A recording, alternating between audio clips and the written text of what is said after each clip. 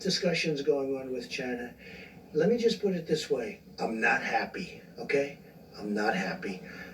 And I spoke to them, and this could have been shut down a long time ago. They knew it, and we couldn't get in, and in all fairness, World Health couldn't get in, and that's why I wish they took a different stance. They took a very pathetic stance and a very weak stance, but they say they couldn't get in.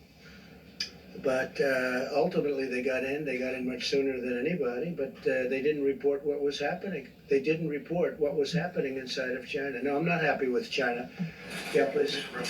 I wanted to ask Dr. Fauci, could you address these suggestions or concerns that this virus was somehow man-made, possibly came out of a laboratory in China?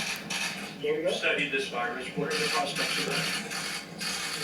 There was a study recently that we can make available to you where a group of highly qualified evolutionary virologists look at the sequences there and the sequences in bats as they evolve, and the mutations that it took to get to the point where it is now is totally consistent with a jump of a species from an animal to a human. So, I mean, the paper will be available. I don't have the authors right now, but we can make that available to you. Follow-up, sir, on the protest that we've seen of people wanting the economies to open. Does that concern you, though, as a health expert, when you see folks congregate, and are you worried if that's encouraged? Well, I mean, I'm looking at it from a public health standpoint. I certainly can understand the frustration of people. But my main role in the task force is to make recommendations to protect the health and the safety of the American people. And I would hope that people understand that that's the reason why we're doing what we're doing, and hopefully we'll put an end to this. Thank you. And I will say this, I'm very, very satisfied with the decision we made, listening to experts, listening to my gut, the feeling of the vice president, and really many others when we put it all together. Look, if we didn't do what we did at the time, we could have lost more than 2 million people. I really believe that.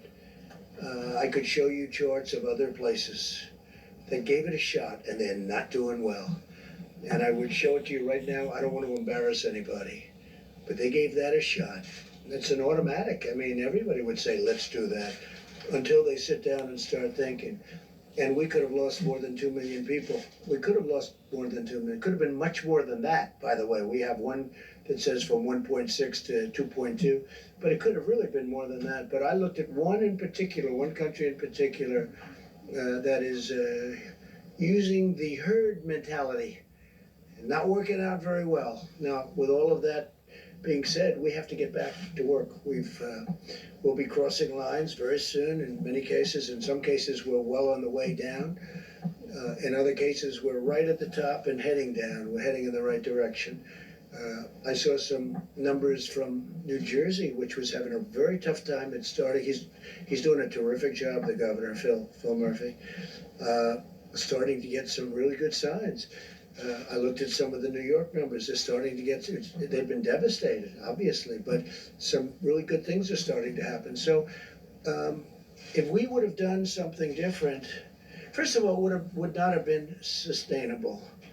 You would have had people, they would have been furious at you and me and everybody up here. It would not have been sustainable. Because you look at some of the hospitals, as an example, a certain hospital right near where I grew up in Queens, and you had body bags all over the floor of that hospital. You know the one I'm talking about. All over the floor of the hospital.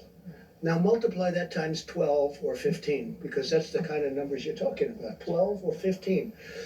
And it would not have been allowed. There would have been an insurrection. Nobody would have understood that. Whereas right now, nobody can be blamed, and there is no blame. We're all in a situation that was caused, that should have been solved long ago. It could have been solved probably very easily. Look, this is a tough enemy, but probably very easily if a certain country did what they should have done. And we're just starting to learn those facts. But what we did was the right thing. And what we did was the right thing. With that being said, we want to get back and we're going to be opening up states. They're being opened by very capable people.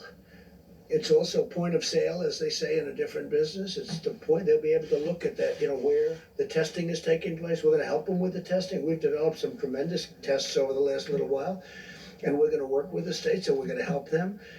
But they know every inch of land in their states. I watched the governor of Arkansas, Asa. You saw that? I thought he was terrific. I watched the governor of Oklahoma over the weekend being interviewed. He was terrific.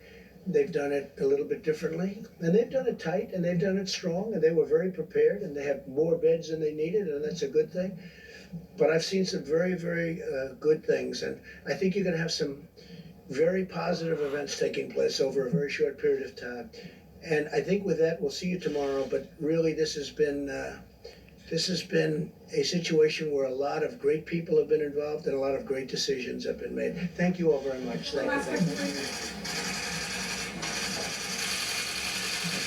So there will be a break. Can we follow up with a couple questions? Can we do that? Can we follow up with the Administrator Burma? Could you take questions?